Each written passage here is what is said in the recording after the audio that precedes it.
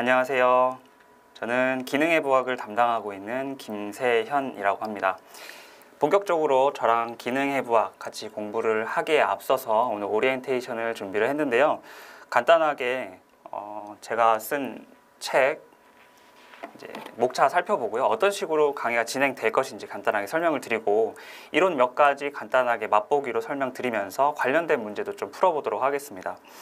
제가 기능의 부학 강의를 하다 보니까 뭐가 있냐면 진짜 범위가 넓은 과목이에요. 범위가 진짜 넓고 이제 여기에 포함되는 게 지금 역학이 포함되어 있잖아요. 역학이 다른 그 자격증에서는 하나의 그 과목으로 분류되어 있는 건데 이게 여기 포함되다 보니까 범위가 또 굉장히 넓다는 특징이 있습니다. 이 역학 문제가 또 나오고요. 그 다음에 기능 해부에 관한 문제가 나오는데 이렇게 두 가지 크게 볼 수가 있어요. 과목이 기능해부인데 이렇게 두 가지로 출제가 된다는 거예요. 근데 역학을 보시면은요, 단순하게 그냥 정의라든지 역학에 대한 정의, 설명 이런 거에 대해서 암기하고 풀 수 있는 문제가 단순한 문제가 나오고요. 또 뭐가 있냐면 어려운 거 계산 문제들이 나오죠. 토크라든지 힘 같은 거 계산하는 문제가 여기 조금 어렵게 나옵니다. 그리고 기능해부 같은 경우에는 대략 한 3가지 유형 정도로 볼 수가 있어요. 첫 번째는 해부학 및 생리학 관련된 건데 이상하게 여기에서 생리학 같은 것들이 나오기도 하더라고요. 어쨌든 기능 해부, 여기 해부학에 뭐 나오냐면 기시, 정지 있죠? 근육에 기시, 정지, 작용, 그다음에 또 뭐 있어요? 신경. 요 세트 많이 나오죠. 많이 나옵니다. 요즘에 신용어로는 몸쪽 부착부, 먼쪽 부착부 이런 식으로 얘기도 하는데 어쨌든 이게 기본이에요. 기본. 그 다음에 또 뭐가 나오냐면 우리 많이 보시는 뉴만 책 있죠. 뉴만 책에 대한 거. 뉴만에 대해서 뭐가 나오냐면 이걸 기반으로 해가지고 우리 몸이 어떻게 움직이고 관절이 어떤 형태로 움직이고 어떤 형태인가, 또 힘이 어떻게 작용되는가 이런 것들을 소개해 주는 게 뉴만이에요. 그러니까 얘를 갖다가 응용해서 이해하는 거라고 보시면 돼요. 뉴만 부분. 이게 조금 어렵죠. 나오면 이게 좀 어렵고, 세 번째 유형은 뭐냐면 조금 이렇게 응용 부분인데 운동이 나와요. 운동. 예를 들어 스쿼트, 데드리프트 같은 거에서 관절이 어떻게 움직이는지, 어떤 근육이 작용하는지 이런 것들이 나오거든요. 그 다음에 또 검사와 관련된 거, 근전도라든지 이런 지면 반발력 이런 거 측정하는 거, 그런 것들이 나오는데 사실 검사 같은 경우는 그것도 굉장히 광범위해서 저는 그 부분은 뺐습니다. 어쨌든 운동하고 검사 이 부분은 진짜 광범위해요. 그래서 우리가 어떻게 계획을 해야 되냐면 해부학을 기본적으로 아셔야 되고 그걸 기반으로 뉴만을 이해하면 이거 응용으로 풀 수 있어요. 제가 봤을 때. 그래서 얘 따로 공부하는 것은 너무 광범위해서 어렵고 얘는 공부를 안 할 겁니다. 제 강의에서는. 대신에 요거를 제일 특별하게 많이 볼 거예요. 자, 여러분들이 하셔야 되는 건 뭐냐면 이거예요. 이거. 별표를 지금 많이 쳤는데 이 해부학은 제가 안 해드립니다. 참고로 말씀드리면 제가 강조를 많이 하는데 이거 여러분들 미리 공부를 하셔야 돼요. 지금 스타터 클래스라고 우리 지금 강의 나가고 있죠. 거기에서 해부학에서 근육 기시정지 작용 이거 강의가 되어 있어요. 그걸 먼저 보셔야 되고, 만약에 아시는 기초가 되어 있으신 분들이라면 안 하셔도 상관없겠죠. 이게 되어 있어야 이거 이해할 수 있고 그 다음에 이거 응용해서 풀 수 있는 거예요. 그래서 얘가 반드시 기본이 되셔야 되는데 이 내용도 많고 이 내용도 상당히 많죠. 그래서 제가 강의가 무엇이 필요한가를 생각해 보면 이건 강의가 필요 없어요. 예를 들어 여러분들 생각해 보시면 구구단 이거 강의 필요한가요? 곱셈의 원리 같은 거는 설명해 드릴 수 있어도 구구단 이거 집에 가서 외워야 그 다음 진도 나갈 수 있잖아요. 2일은 2야, 2일은 4야 이거 강의가 필요하냐고요. 여러분들 해부학책 펴놓으시고 근육 보시면서 기시정지 작용 계속 보시고 헷갈리는 게 있으면 두 개를 나란히 놓고 비교해 보시고 특징이 뭔가 이런 걸 자꾸 해보셔야 돼요. 이거는 강의 듣는다고 내 머릿속에 남는 게 아니에요. 반드시 여러분들 계속 보셔야지 여러분들 머릿속에 남는 거기 때문에 이거는 반드시 스스로 하시라고 하시는 거고, 강의가 필요하시면 스타터 클래스 제공되고 있으니까 그걸 참고하시고, 제 강의는 이걸 위주로 할 건데 얘가 되어 있다는 가정하에 할 거예요. 참고로 하시고, 그리고 역학 부분은 요거 챙겨 드릴 거고요. 요거 또 기본적인 거 해드릴 거예요. 그래서 요거 뉴만 이렇게 세 개가 진행이 될 겁니다. 이건 여러분들이 하셔라. 이거는 자동으로 응용돼서 풀 수 있게끔 유도를 할 거고요. 자, 그래서 이 챕터 커리큘럼 먼저 보시면요. 이론 강의가 2월, 3월 이렇게 진행이 되고요. 문제풀이 하고 기출 해설 강의 최근 3기년도 거 하고요. 예상문제, 실전 모의고사, 파이널 특강 요 세 개는요. 제가 직접 출제한 문제들이에요. 그래서 이름이 예상 문제라고 되어 있긴 하지만 말씀드렸다시피 기능해본 굉장히 넓은 범위이기 때문에 예상 문제라고 해서 그 문제가 나온다 이렇게 생각할 수는 없어요. 근데 제가 강의한 부분에서 여러분들이 이해가 되었는지 확인할 수 있는 문제로 기출을 만들어 놨으니까 그렇게 참고를 하시면 될 것 같고 이런 식으로 진행이 됩니다. 자, 목차 보시면은요. 제가 운동 역학에서 챙겨드리는 부분은 챕터 1에서 끝나요. 기초 개념, 계산 문제 같은 것들은 여기서 끝나고요. 챕터 2부터는 뉴만 내용입니다. 100% 뉴만 내용이고요. 운동학의 주요 주제, 요거 이제 총론에 해당되죠. 전체 이해에 관련된 것들. 그 다음에 어깨 나가고요. 팔꿈치 아래 팔, 손목, 손, 몸통 뼈대, 환기, 엉덩관절 해가지고 뼈 모양 특징적인 게 있으면 간단하게 살펴볼 거예요. 뼈가 뭐가 있고 뭐 이런 거 기초적인 건 안 할 겁니다. 관절이 어떻게 움직이는가 살펴볼 것이고 근육이 무엇이 있는데 그 특징이 어떻게 되는가 살펴볼 거예요. 대충 이런 식으로 진행이 됩니다. 모든 챕터가. 그렇게 해서 이제 관절별로 살펴볼 거고요. 마지막에 걷기 하고 달리기까지 살펴볼 겁니다. 그래서 제가 준비한 것은 역학 기본적인 거 챙겨드리고 뉴만에서 이 강의를 들었을 때 뉴만에 제가 생각했을 땐 거의 한 70% 이상 70-80% 정도를 제가 요약해서 넣으려고 노력을 했어요. 그렇게 생각하시면 되고 어차피 기시정지 공부를 하시고 나서 여러분들 기능해부 준비할 때 뉴만 책을 따로 보시는 걸로 알고 있어요. 그래서 이 강의로서 여러분들 대비를 하시기 바라는 마음으로 제가 준비를 했으니까 그렇게 참고를 하셔서 강의를 들으시면 좋겠습니다. 자, 이론 강의 제가 어떤 식으로 진행하는지 알려드릴 건데 이제 이론 강의 보시면은요. 보통 제가 그림을 좀 많이 넣으려고 했어요. 뉴만 책에 그림이 많죠. 그 그림을 100% 다 실지는 못했지만은 이해하는데 핵심적인 내용, 핵심적인 그림들을 좀 넣으려고 노력을 했거든요. 그래서 그림과 함께 보실 수 있도록 제가 좀 만들었고요. 제가 오늘 준비한 것은 근육에 대한 내용들입니다. 근육에 대한 내용 이 앞에서 설명을 드리고 이것과 관련된 2024년도 기출문제 2가지 정도를 풀어볼 거예요. 자, 봅시다. 근육 뼈대 계통에 작용하는 힘, 중간에 발췌해온 거라서 2번인데 자, 우리 근육 뼈대 계통이라고 하면 우리 신용어 익숙하신 분들도 있으실 텐데 최근에 졸업하신 분들은 신용어, 한글말 익숙하시죠? 근데 옛날에 좀 졸업한 지 오래 좀 되신 분들도 시험 준비를 하시는 경우가 있는데 그런 분들도 신용어에 지금부터라도 익숙해지셔야 됩니다. 시험에 이런 식으로 나오면 여러분들 헷갈리실 수가 있기 때문에 반드시 신용어로 익숙해지시기를 바라고요. 이거 근골격계 얘기하는 거예요. 근골격계. 여기에 우리 몸에 작용하는 힘이 두 종류가 있다는 거예요. 첫 번째 내적인 힘, 그리고 외적인 힘인데 이름에서 바로 알 수 있죠. 내적인 힘은 우리 몸 안에서 생산된다. 외적인 힘은 우리 몸의 바깥에서 유래된다 보시면 되는데 신체 내부에 위치한 구조들로부터 생산된다. 뭐냐? 첫 번째 근육이죠. 근육의 수축에 의한 능동적인 힘이 있고요. 그 다음에 신장된 결합 조직에 의한 수동적인 힘, 이 2가지가 내적인 힘에 해당이 돼요. 능동적인 힘은 내가 힘을 직접 생산하는 거잖아요. 그래서 근육에 의해서 만들어지고요. 우리가 스트레칭 상황 같은 거 생각해 보면 근육과 인대, 힘줄 이런 것들이 쫙 늘어나죠. 늘어나면서 어떻게 당겨지는 힘이 발생하잖아요. 그게 바로 수동적인 힘이에요. 그래서 내적인 힘은 수동, 능동 2개의 힘으로 구성이 된다. 어쨌든 우리 몸 안에서 생산된다 라고 기억을 하시고 외적인 힘은요. 외부로부터 작용하는 힘에 의해 생산되는데 우리 외부로부터 작용하는 힘의 첫 번째는요. 중력에 의해서 발생합니다.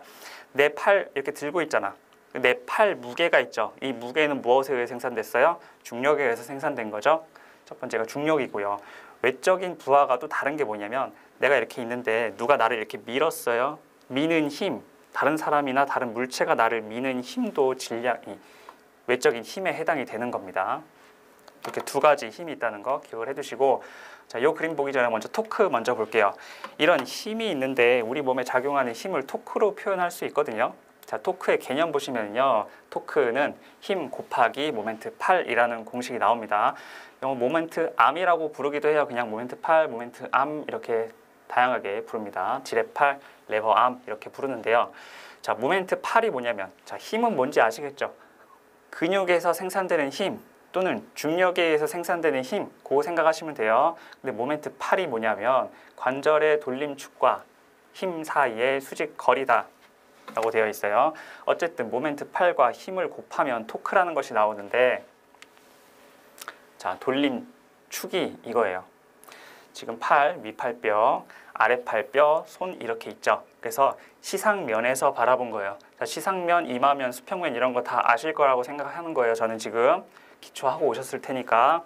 자, 시상면에서 안 가쪽 축이 이렇게 꽂혀 있는 팔꿈치 관절을 지금 보여주고 있죠. 팔꿈치 관절에서 이 위팔 두갈래근 근의 수축을 지금 보여주고 있어요. 위팔 두갈래근의 힘이 작용 방향이 이렇게 되어 있고요. 여기 축으로 고정되어 있으니까 팔이 이게 수축하면 어떻게 움직일까요? 이런 식으로 접히겠죠? 자, 그런데 이 토크가 뭐냐면 힘 곱하기 모멘트 8이라고 했으니까 이 위팔 두갈래근이 생산하는 힘, 이게 힘일 것이고, 모멘트 8은 뭐냐면 축과 힘 사이의 수직 거리라고 했죠. 힘이 작용하는 이 뼈 부분과 이 축 부분의 수직 거리, 요 짧은 거리, 요게 지금 모멘트 8이라는 거예요. 모멘트 8의 거리에 따라서 토크 값이 달라진다라고 생각하시면 됩니다. 자, 그래서 토크라고 하는 걸 처음 들으신 분들은 좀 생소하실 수도 있는데, 이거는 각운동의 돌림력이라고 생각하시면 돼요. 각운동. 여기선 제가 OT이기 때문에 좀 압축적으로 설명을 해야 돼서 좀 중구난방으로 앞에 개념들을 끌어오는데, 본 강의에서는 이 개념들을 다 먼저 설명하고 들어갈 거기 때문에 이해하시는데 어려움이 없을 거예요. 지금 간략하게만 설명을 드릴 거예요. 자, 각 운동이라고 하는 것에 반대 좀 비교되는 건 뭐냐면 선운동이 있어요. 자, 선운동은 뭐냐면 A라는 지점에서 B라는 지점까지 이렇게 선형 방향으로 운동한 거예요. 예를 들어서 얘가 5m다. 그러면 A에서 B까지 5m 이동한 거죠. 이게 선운동이에요. 그럼 각운동은 예를 들어서 여기 축이야. 막대기가 있고요. 어떤 물체가 달렸어요. 그래서 얘가 여기까지 운동했어요. 어떻게 했어요? 이 돌림축이 고정되어 있으니까 이 홀을 그리면서 이동했죠. 그러면 이 거리를 따질 수 있겠어요? 이것처럼? 이 거리보다는 정확한 건 뭐냐면 이 각도를 보는 거예요. 그래서 각운동이야. 이 각운동 A라는 지점에서 B라는 지점까지 간 게 뭐라고 표시하냐면, 얘는 90도 이렇게 표현한다고. 얘는 거리로 표현하지만 얘는 각도로 표현해요. 각운동을. 근데 얘는 회전할 수 있죠. 이런 식으로 회전 운동에 대한 얘가 이렇게 움직일 수 있는 힘을 토크라고 한다고. 이 토크는 얘가 움직이는 힘 곱하기 이 거리, 모멘트 8을 곱한 것이 토크다. 자, 그래서 우리 몸은 다 이렇게 각운동으로 구성이 돼요. 아까 팔꿈치 보셨죠? 다 각운동으로 구성이 됩니다. 자, 근육배대에 작용하는 토크 보시면은요, 힘이 우리가 내적인 힘과 외적인 힘이 있다고 했잖아. 그럼 토크도 외적인 힘 곱하기 모멘트 8은 외적인 토크가 될 것이고요. 내적인 힘 곱하기 모멘트 8은 내적인 토크가 될 거예요. 그죠? 내적인 토크 보시면 내적인 근육, 내적인 힘, 근육에서 생산된 힘과 그 근육과 돌림축과의 사이에 모멘트 8을 곱한 것이 내적인 토크가 됩니다. 내적인 모멘트 8은 돌림축과 내적인 힘 사이의 수직 거리일 것이고요.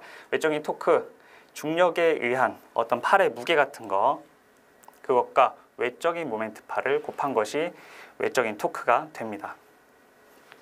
그림 보시면은요, 자, 얘 내적인 힘이죠. 이게 내적인 힘이고 돌림축은 똑같아요. 그 이 힘에 대해서 모멘트 8은 이거예요. 얘를 D라고 하는 거예요. 자, 외적인 힘은요, 지금 무게를 들고 있진 않지만 이 팔 무게가 지금 여기 가해지고 있죠. 그래서 여기 중앙에 점을 찍어놨는데 이 점은 뭐냐면 중력 중심이에요. 이 아래 팔에 이 중력의 전체 중심점을 구한 게 이 부분이라고. 그럼 이 부분에서 선형 방향의 운동이 아래쪽으로 발생하고 있죠. 지금 무게가 있으니까. 근데 이 중력 중심으로부터 돌림축과의 수직 거리 요게 D1입니다. 뭐에 대한 모멘트 팔이에요? 외적인 힘에 대한 모멘트 팔이 D1이라고. 내적인 위팔 두갈래근이 발생시키고 있는 힘에 대한 내적인 모멘트 팔은 D고. 아시겠죠? 그래서 여기서 구분해야 되는 것은 내적인 힘과 외적인 힘 구분하시고 거기에 대해서 토크를 구할 때는 외적인 토크와 내적인 토크를 따로 구해야 되는데 구할 때 모멘트 팔도 내적인 거에 대해서 따로 외적인 거에 대해서 따로 구해야 되는 거예요. 아시겠죠?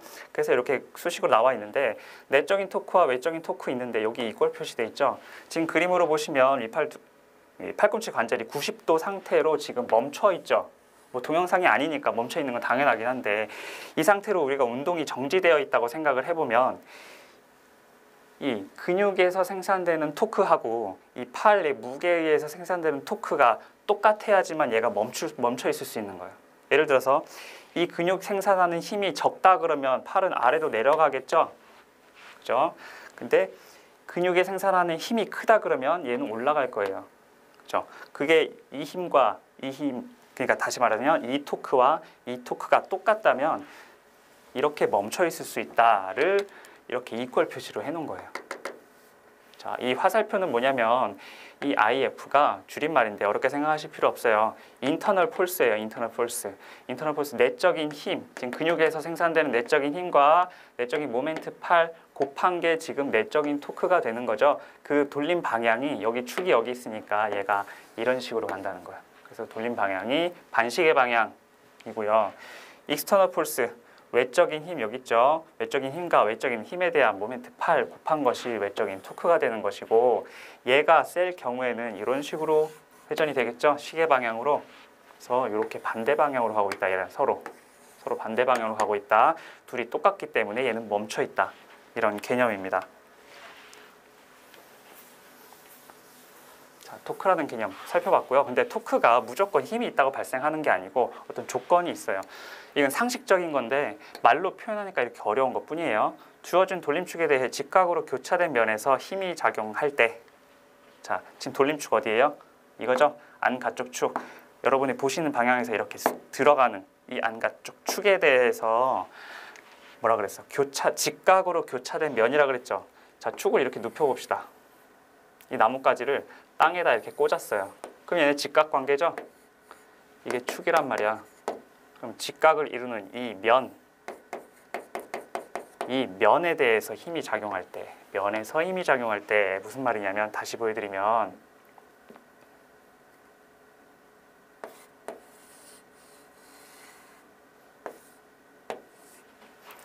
자, 지금 이 면에 대해서 직각으로 축이 꽂혀 있죠. 그럼 여기서 움직임이 일어나야 토크가 발생한다는 거예요. 자, 다시 그림에서 보면 축이 이렇게 꽂혀 있고 얘랑 직각인 면은 이 칠판이랑 동일한 면이죠. 여기서 이런 식으로 힘이 발생해야지만 움직인다고, 토크가 발생한다고. 그 말은 뭐예요? 이 축과 평행하게 이 팔을 내가 이렇게 움직이는 게 아니라 이렇게 밀어볼게요. 그럼 움직여요? 여기서? 이 축과 평행한 방향으로 내가 이렇게 밀면 움직여요? 안 움직이잖아. 그 말을 하고 있는 거예요. 돌림축에 대해 직각으로 교차된 면에서 힘을 작용을 해야지만 토크가 발생하는 것이지 이 축 방향으로 이렇게 밀면 움직임이 발생하지 않는다고. 당연한 얘기죠. 2번, 모멘트 팔이 0보다 클 때 같은 말로 근육 힘이 돌림축을 관통하거나 돌림축에 대해 평행하게 작용하면 토크가 발생하지 않는다. 다시 그림 보시면 자, 지금 힘이 지금 모멘트 팔이 존재하게끔 축으로부터 떨어져 있죠. 그 모멘트 팔이 있는 거야, 얘는.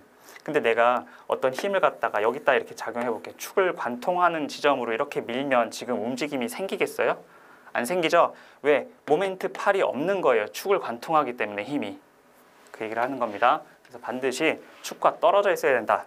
다시 말하면 모멘트 팔이 0보다 커야 된다. 다음, 근육 활성의 유형 살펴봅시다. 이거는 체육 쪽 공부하신 분들이 되게 익숙하신 개념이죠. 근육 활성은 두 종류로 크게 나눕니다. 첫 번째 등척성 활성과 2번, 3번 묶어서 등장성 활성 이렇게 나뉩니다. 등척성 보시면은요, 근육이 일정한 길이를 유지하면서 힘을 생산한다. 일정한 길이가 포인트죠. 길이를 유지하면서 힘을 생산하기 때문에 길이 변화가 없다라는 뜻이고, 길이 변화가 없으면 우리 몸에서 뼈가 관절이 움직이지 않는다는 소리가 되죠. 그런 특징이 가진 게 등척성 활성이고요. 이거를 유발시키는 조건은 뭐냐면 외적인 토크와 내적인 토크가 같을 때, 앞에서 우리 설명했죠. 이렇게 이걸 표시해놨잖아요. 얘가 발생시키는 토크와 이 외적인 힘이 발생시키는 토크가 같을 때 이 근육은 등척성 활성을 하고 있다고. 자, 그러면 등장성 활성은 뭐겠어요? 얘는 일정한 길이를 유지하고 있으니까 얘는 길이 변화가 있는 수축이라고 생각하시면 돼요. 길이 변화가 있다라고 하는 것은 길이가 짧아질 수도 있고 길어질 수도 있겠죠. 동심성 활성은 근육이 수축하면서 짧아지면서 힘을 생산하는 것, 편심성 활성은 길어지는 동안에 힘을 생산하는 것이라고 생각하시면 되는데, 자, 뉴만에서는 동심성, 편심성 이런 용어를 썼는데 다른 생리학책 같은 경우는 뭐냐면 얘는 단축성 이런 말을 써요. 같은 얘기라고 보시면 돼요. 무슨 단어가 나와도 여러분 아셔야 돼. 시험에 무슨 단어로 나올지 몰라요. 동심성, 단축성, 그리고 얘는 구심성. 또 같은 말입니다. 구심성 수축. 자, 그럼 편심성 활성은 신장성입니다. 늘어나면서 수축하니까 신장성 또는 원심성이라고 표현하기도 해요. 자, 이건 우리가 일반적으로 생각하는 아주 간단한 수축 방법이죠. 외적인 토크보다 내적인 토크가 클 때, 즉 근육에서 생산하는 힘이 클 때 외적인 토크를 이기고 수축을 할 수 있다는 소리야. 자, 내 근육의 힘이 30이에요. 이 팔 무게에 의해서 생산되는 토크가 30이 아니고 20이라고 하면 팔은 어디로 움직여요? 일로 움직이죠? 그리고 근육은 짧아질 거예요. 그렇죠? 그래서 그게 동심성 활성입니다. 자, 편심성 활성은 길어지는 동안에 힘을 생산하는 거예요. 내가 이렇게 물건을 들고 있는데 너무 무거워서 탁 떨어뜨렸어요. 이거 편심성 활성이에요. 길어지긴 했는데 힘 생산 안 했잖아. 그럼 편심성 아닙니다. 어떤 조건이냐면 외적인 토크가 더 커요. 근데 내적인 토크가 있기는 있어야 돼. 내가 물건을 들고 있는데 이렇게 생각해 봅시다. 내가 위팔 두 갈래근이 생산할 수 있는 최대 힘이 예를 들어서 30이라고 할게요. 내적인 힘 30이라고 할게요. 근데 외적으로 내가 어떤 물건을 들고 있는 게 그게 50이야. 50의 힘을 생산해요. 그러면 내가 버티고는 있지만 내 힘이 약하니까 점점 펴지겠죠. 펴지지만 나는 힘을 생산하고 있기 때문에 편심성 활성을 하고 있다. 이렇게 보는 거예요. 그런데 나의 최대 힘이 60이라고 해볼게요. 내 최대 힘을 60인데 60만큼 수축하면 동심성 활성이 일어나겠죠. 외적인 무게보다 크니까. 근데 내가 인위적으로 30만큼만 힘을 냈어요. 그것도 편심성 활성인가요? 편심성 활성 맞아요. 자, 내가 어쩔 수 없이 펴진다는 것에 그 포인트가 있는 게 아니고 두 가지 조건이에요. 길어지는가? 그리고 힘을 생산하는가? 이 두 가지 조건입니다.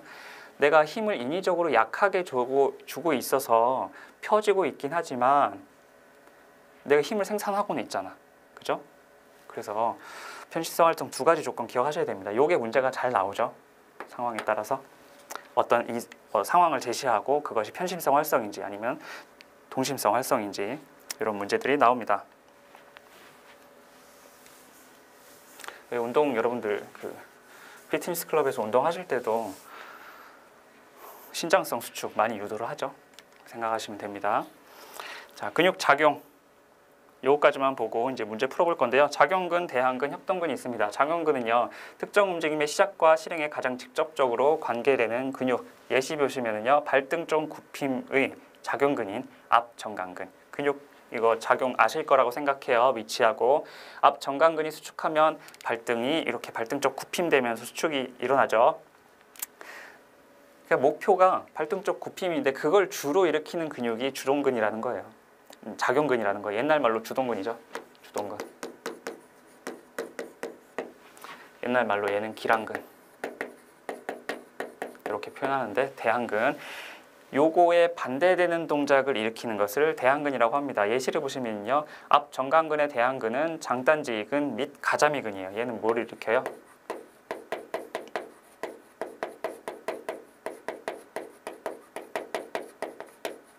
발바닥 쪽 굽힘을 일으키죠. 그러니까 이걸 아셔야 돼요. 발등 쪽 굽힘의 반대 동작은 발바닥 쪽 굽힘이니까 그 다음에 근육이 나오는 거죠. 그래서 손목을 이렇게 구부렸어요. 손목 관절 굽힘이죠. 이거에 반대되는 동작은 뭐예요? 좌쪽 치우침인가요? 아니죠. 손목 펴이죠. 요 관계에서 작용하는 근육들이 서로 작용근과 대항근의 관계에 있다고요. 자, 그 다음 협동근이라는 개념. 특정 움직임 동안에 서로 협력하는 근육입니다. 예시 보시면 좌쪽 손목 굽힘근과 노쪽 손목 굽힘근의 손목 굽힘. 자, 손을 이렇게 그려볼게요. 좀 못 그렸지만 제 손이 이렇게 있는 거예요. 그러면 좌쪽 손목 굽힘근은 여기서 이렇게 끌어당기겠죠? 노쪽 손목 굽힘근은 이쪽에서 끌어당길 거예요. 원래 단독으로 수축을 한다 그러면 좌쪽 손목 굽힘근은 얘를 좌쪽 치우침을 만들어내는 근육입니다. 원래는 노쪽 손목 굽힘근이 단독으로 작용하면 노쪽 치우침을 만들어냅니다. 근데 둘이 동시에 작용하면 얘를 구부리는 손목 굽힘의 작용을 일으킨다는 거예요. 그래서 얘 둘의 관계는 협동근의 관계다, 이렇게 얘기를 하는 겁니다. 근데 특별한 예시 보시면, 특별한 예시가 짝힘인데요. 자, 자동차 핸들이 있어요. 요거는 제가 잘 드는 예시인데, 자동차 핸들이 있고 내가 운전대를 여기서 잡았어요. 왼손으로는 여기를 잡았어요. 자, 내가 좌회전을 할 거야. 그러면 얘를 위쪽 방향의 선형 움직임을 만들어내고 왼쪽 손은 아래쪽 방향의 성형 움직임을 만들어내죠.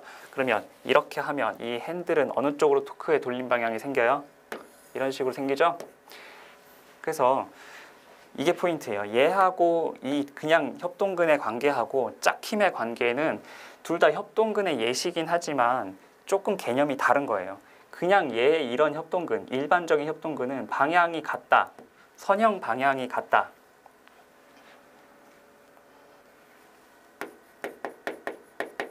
같은 선형 방향으로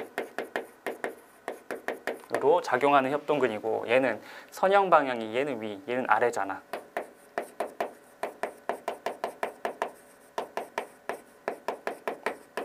근데 뭐예요? 둘의 다른 점은 같다, 다르다 이렇게 되어 있는데 방향은 서로 다를지언정 결과적으로 얘네 둘은 둘 다 협동하는 관계죠. 얘를 동작을 손목 굽힘이라는 걸 이루기 위해서 협동하는 것이고 얘는 이렇게 돌리기 위해서 협동하는 거죠. 그래서 결과물은 똑같다는 거예요.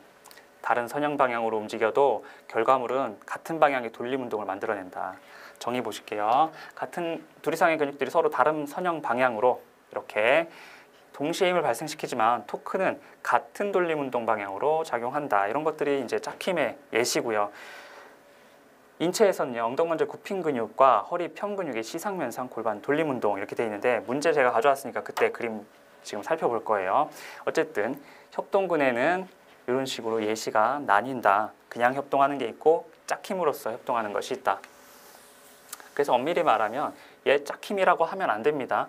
같은 방향으로 선형 운동이 발생하니까.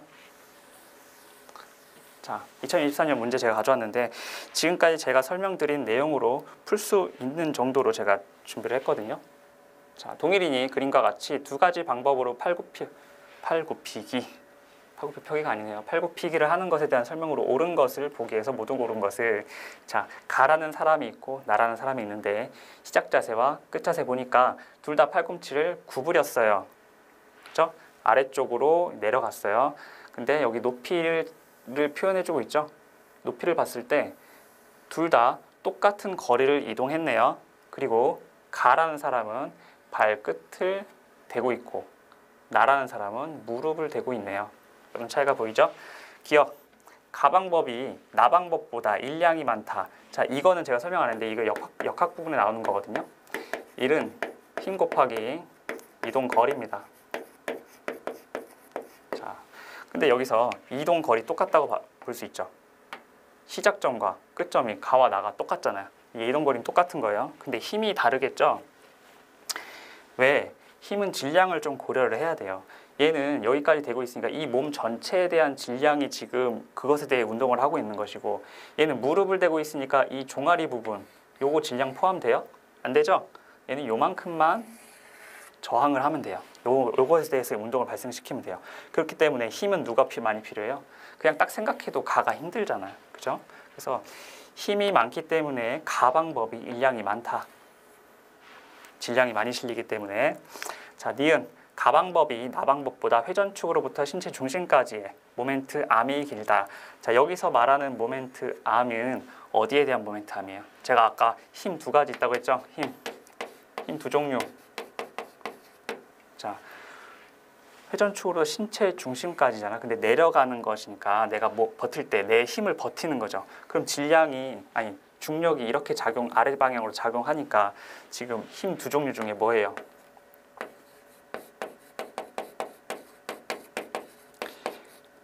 여기서 지금 니은에서 말하는 모멘트암은 외적인 힘에 대한 모멘트암이에요. 그리고 축으로부터 모멘트암을 그리면 어떻게 그려야 되냐면 신체 중심까지라 그랬잖아요. 신체 중심이 대략 한 이쯤 되겠죠? 한 이쯤 될 것 같아요. 그죠? 이 신체 중심까지의 모멘트암이니까 이건가요? 이렇게 그리면 안 돼요. 이거 모멘트 8 아닙니다. 자, 모멘트 8을 그릴 때는요. 이게 운동하고 있는 힘이 작용하고 있는 선형 방향을 고려해야 돼요. 지금 아래쪽으로 지금 무게가 실리고 있잖아요. 중력이 이렇게 수직으로 작용하고 있잖아요. 그죠? 이런 식으로 작용하지 않죠? 아래로 작용한다고. 그러면 이 힘과 돌림 축 사이에 수직거리는 이거죠? 이게 지금 모멘트 8이라고요. 가의 모멘트 8은 저렇게 생겼고 나의 모멘트 8은 얘가 축이니까 얘 신체 중심 정도. 하여튼 얘도 비슷할 거예요. 이 정도 되겠죠? 예, 모멘트 8은 요만큼. 가의 모멘트 8은 요만큼. 누가 더 길어요? 가가 길죠? 이것도 맞는 얘기. 가 방법이 나 방법보다 모멘트 암이 길다. 맞는 얘기고요. 자, 디귿. 위팔 세갈래근, 삼두근, 트라이셉스를 기준으로 가는 단축성 운동이다. 자, 위팔 세갈래근은 뭐의 주동근이죠? 팔꿈치, 펴의 주동근. 하면 위팔 세갈래근이 딱 나와야 돼요. 자, 여기서 문제랑은 상관없지만 주동근은 위팔 세갈래 여기까지만 쓸게요. 그러면 대항근. 위팔 세갈래근의 대항근은 뭐가 되겠어요? 다양한 팔꿈치 관절 굽힌 근육이 있겠지만 대표적으로 위팔 두갈래근 이런 것들이 있겠죠? 그래서 주동근과 대항근의 개념 하나 기억을 해두시라고 제가 써드렸고, 어쨌든 간에 문제에서 다시 돌아와서 위팔 세갈래의 근은 팔꿈치를 펴주는 근육이죠. 펴주는 근육이란 무슨 말이냐면 위팔 세갈래근이 단축성 수축을 하면 팔꿈치가 펴진다는 거예요. 근데 지금 시작 자세에서 끝 자세까지 팔꿈치가 구부러졌죠? 그 말은 뭐냐면 위팔 세갈래근이 길어졌다는 거예요. 그냥 길어졌는데 지금 힘을 뺐나요? 빼지 않고 버티면서 내려갔죠. 그러니까 얘는 단축성 운동이 아니라 신장성 운동에 해당이 됩니다. 자, 리을. 시작 동작 시 가와 나의 손 위치에서 발생한 지면 발력의 크기는 같다. 여기 지금 손의 위치에서 발생한 지면 발력이라고 하는 게 있는데, 지면 발력이라는 말이 생소해서 좀 어려울 수 있는데 지면 반발력이라고 하면 좀 쉬울까요? 지면 반발력이 발생하는 게 다르다는 거예요. 그래서 얘는 틀린 말인데 결과적으로 자, 뉴턴의 운동법칙, 3운동법칙이 있어요. 제3 운동법칙이 뭐냐면 작용, 반작용의 법칙이에요. 이거 많이 들어보셨죠? 내가 옆에 있는 친구를 밀었어요. 친구는 밀리겠죠? 내가 민 힘이 그 친구한테 도달하는 힘이 있을 거 아니에요. 그 힘과 똑같은 힘이 내 손에도 전해진다는 거예요. 작용하는 힘과 반작용하는 힘은 동일하다. 이게 제3 운동법칙입니다. 그러면 지면 발력, 지면에서 반발한다는 힘은 이 이 사람이 가하고 있는 방향은 이 방향이죠. 힘을 이렇게 가하고 있어요. 근데 지면 반력은 이렇게 되겠죠. 그러니까 이 작용 반작용에 따르면 이 사람이 가하는 힘하고 지면에서 반발되는 힘이 동일하다는 거예요. 그게 지면 반력이거든요. 내가 같다라고 했나요 아까? 다릅니다. 크기는 다릅니다. 왜 다를까요? 가에서 지금 질량이 더 많이 포함되어 있다고 얘기했잖아 내가. 그럼 얘가 내려가는 힘이 더 크겠죠. 아래로 작용하는 힘이 더 클 거고 아래로 작용하는 힘이 더 크니까 지면 반발력도 더 크겠죠. 얘는 이만큼의 질량이 빠졌으니까 가보다는 아래로 작용하는 시키는 힘이 약할 거 아니에요. 그럼 지면 반발력도 약하겠죠. 그래서 지면 반력은 가가 크다라고 하는 게 맞아요. 틀렸죠? 그래서 기역과 니은이 맞는 말입니다.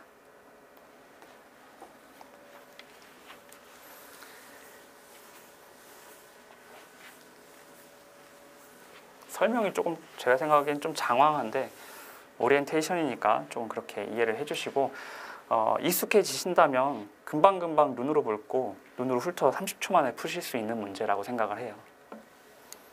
자, 보기에서 움직임과 짝힘에 대한 내용으로 옳은 것만을 모두 고른 것은 기역, 니은, 디귿 이 대표적인 짝힘의 예시가 모두 나왔거든요. 정답은 4번이에요. 기역, 니은, 디귿 다 맞는 말입니다. 이거 그대로 여러분들이 다 외우셔야 되는 부분이에요. 자, 어깨뼈의 위쪽 돌림이 앞톱니근, 위 등세모근, 아래 등세모근에 의해서 짝힘이 발생한다. 맞는 말이고요. 골반의 뒤기울임 시 큰 볼기근, 뒤넙다리근, 배고등근, 배 바깥 빗근이 관여한다. 이것도 맞는 말입니다. 그림으로 볼게요. 자, 기억 보시면요. 어깨뼈 위쪽 돌림이라고 그랬죠? 이제 뒤에서 관찰한 모습인데 이 어깨뼈가 이렇게 삼각형으로 생겼죠. 이렇게 떼어와서 간단하게 그리면 이런 식으로 생겼어요. 어깨뼈에는 어깨뼈 가시라고 튀어나온 부분이 있죠. 이런 식으로 생겼고 얘가 이런 오른쪽에 있는 어깨뼈가 이런 식으로 회전하는 게 위쪽 돌림이잖아요. 그죠?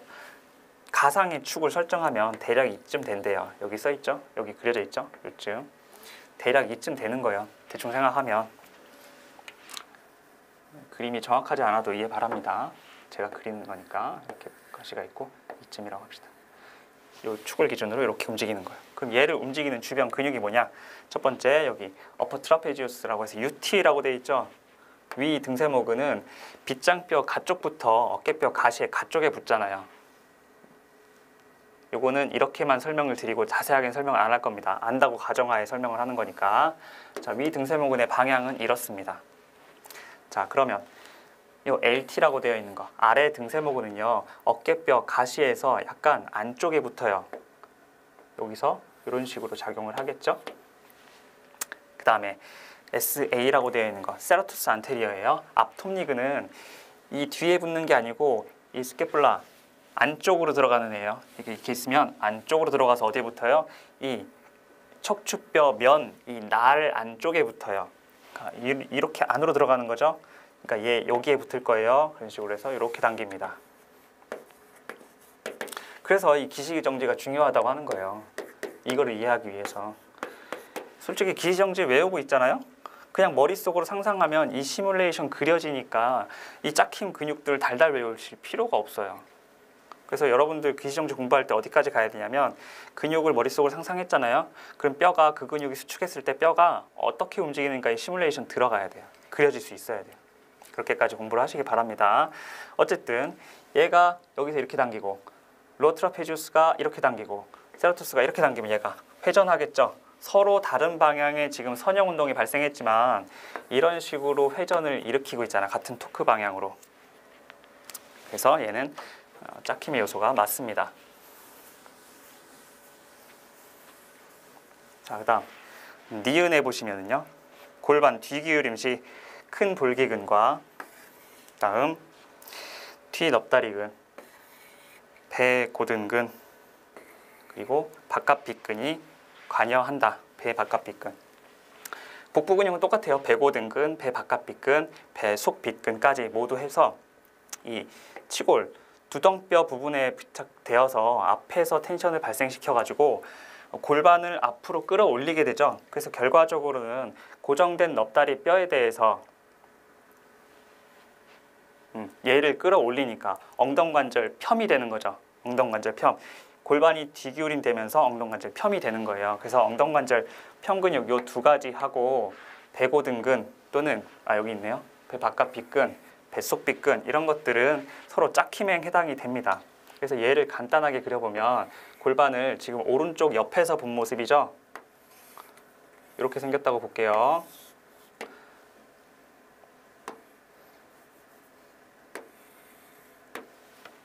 그래서 아래쪽으로 끌어당기는 힘 뭐 있냐면 큰볼기근, 넙다리 뒤근육, 햄스트링이죠. 이런 것들이 아래에서 끌어당기고 뒤쪽에서 앞쪽에서는 뭐가 끌어당겨요?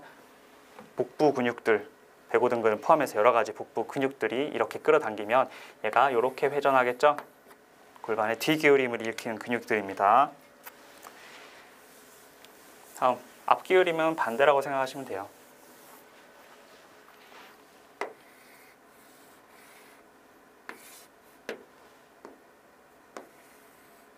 이렇게 생겼죠. 자, 척추 세운 근육들이 이렇게 골반을 끌어올리고요. 엉덩허리근은 허리에도 붙고 골반에도 붙어서 이렇게 내려오죠. 이 엉덩허리근. 그래서 다른 방향으로 선형 움직임이 발생하고 있지만 선형의 힘이 발생하고 있지만 이런 식으로 회전을 앞쪽 기울임을 시킨다. 넙다리 고등근은 여기에 붙어 있죠. 아래쪽으로 이렇게 AIIS에 붙어요. 문제에서 또 뭐 나왔죠? 넙다리 빗근 나왔죠?